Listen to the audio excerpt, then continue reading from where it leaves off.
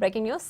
తల్లిదండ్రులు చనిపోయిన చిన్నారులకు ఏపీ ప్రభుత్వం గుడ్ న్యూస్ చెప్పింది. వారికి పెన్షన్ ఇవ్వాలని సీఎం చంద్రబాబు అధికారులను ఆదేశించారు.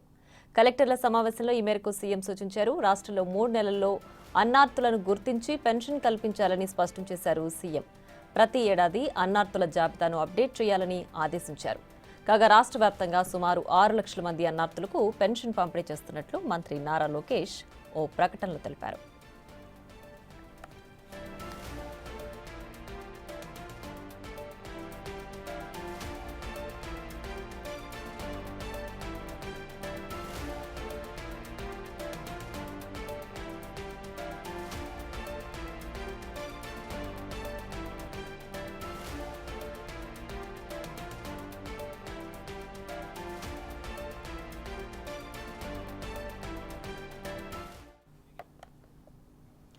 మరింత సమాచారం మా ప్రతినిధి శివ అందిస్తారు. శివ, చెప్పండి, తల్లిదండ్రులు లేని పిల్లలను గుర్తించి పెన్షన్ ఇవ్వాలని ఏపీ ప్రభుత్వం సూచిస్తోంది కదా, ఇది మంచి విషయంగా భావించవచ్చు. దీనికి సంబంధించి డీటెయిల్స్ ఏంటి? మొత్తం మీద చూసుకుంటే ఏపీ ప్రభుత్వం చాలా కీలకమైన నిర్ణయం తీసుకుంది. దాదాపుగా చూసుకుంటే ఆంధ్రప్రదేశ్తో పాటు దేశంలో ఎక్కడా లేని రీతిలో ఒక అరుదైన అవకాశాన్ని ఏపీ ప్రభుత్వం వినియోగించబోతుంది. ముఖ్యంగా రాష్ట్ర వ్యాప్తంగా గత కాలంగా లేని పిల్లలకి పెన్షన్ ఇవ్వాలని చెప్పి ఏపీ ప్రభుత్వం కీలకమైన నిర్ణయం తీసుకుంది. గత 3 సంవత్సరాల కాలంగా దాదాపుగా 60,000 మంది పైగా పిల్లలు అనాథలుగా మారిపోయారు. వీరందరి భవిష్యత్తుని ఏపీ ప్రభుత్వమే చంద్రబాబు భాగంగానే ప్రతి సంవత్సరం కూడా తల్లిదండ్రులు ఎవరైతే కోల్పోతారో ఆ పిల్లలందరికీ అని చెప్పి భావిస్తున్నారు. దానిలో భాగంగానే ఈ రోజు జరిగిన కలెక్టర్ల సదస్సులో సీఎం చంద్రబాబు కీలకమైన నిర్ణయం తీసుకున్నారు. దాదాపుగా గత 2-3 సంవత్సరాలుగా ప్రభుత్వ లెక్కల ప్రకారం 60,000 మంది పిల్లలు తల్లిదండ్రులు లేని వాళ్ళుగా గుర్తించారు. వీరందరికీ దాదాపుగా 10 నుంచి 15,000 రూపాయల వరకు పెన్షన్ ఇవ్వాలని చెప్పి కూడా ఏపీ ప్రభుత్వం కీలకమైన నిర్ణయం తీసుకుంది. దీనికి సంబంధించిన విధి విధానాలను త్వరలోనే ఖరారు చేయబోతా ఉన్నారు. అలాగే ప్రతి సంవత్సరం కూడా అదనంగా ఎవరైతే తల్లిదండ్రులు చనిపోతారో ఆ పిల్లల్ని అదనంగా చేర్చే విధంగా ఒక కార్యాచరణ రూపొందించాలని చెప్పి ప్రభుత్వం అయితే భావిస్తూ ఉంది.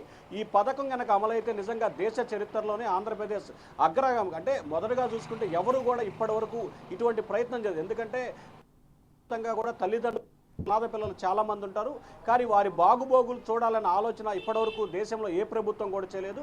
మొదటిసారిగా ఆంధ్రప్రదేశ్ ప్రభుత్వం అయితే ఆ దిశగా అడుగులు వేస్తా ఉంది. ప్రియా, రైట్ శివ, అయితే ఇప్పుడు తల్లిదండ్రులు కోల్పోయిన పిల్లలు అంటే అసలు ఏ పారామీటర్స్ కింద వాళ్ళని గుర్తిస్తారు, ఏ పారామీటర్స్ కింద వాళ్ళకి నిధులు కల్పిస్తారు, ఈ మొత్తం జాబితాను ఎలా తయారు చేస్తారు అసలు? అంటే ప్రధానంగా చూసుకుంటే ఎవరైతే తల్లిదండ్రులు లేని పిల్లలు ఉన్నారో, ముఖ్యంగా తల్లి తండ్రి ఇద్దరు చనిపోయిన తర్వాత వారు ఖచ్చితంగా తాతయ్య లేకపోతే ఇటు అమ్మమ్మ తాతయ్య లేకపోతే బాబాయిలు మామయ్యల దగ్గర ఉంటారు. సో అటువంటి వారిని ఐడెంటిఫికేషన్ చేస్తుంది. ప్రధానంగా చూసుకుంటే రోడ్డు ప్రమాదాలకు కానీ లేకపోతే అప్పుల బాధ ఆత్మహత్య చేసినట్లా ఒక ప్రతి స్థాయిలో గ్రామ వార్డు సచివాలయాలకు సంబంధించి కూడా ఆధార్ కార్డుని బేస్ చేసుకుని కూడా వారి దగ్గర పూర్తి స్థాయిలో సమాచారం ఉంటుంది.